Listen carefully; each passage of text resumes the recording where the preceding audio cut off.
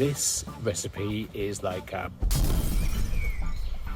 yeah, I'm dropping one of these like recipes which I kind of like made myself. It's simply like rainbow chard with chorizo. Obviously it's not Catalan, which I typically enjoy, but it's actually very, very Spanish, and I think you're going to enjoy it. It's got such a flavour profile, and it's actually interesting to do. It's rustic, and it's done within 10 minutes. Like, enjoy, subscribe.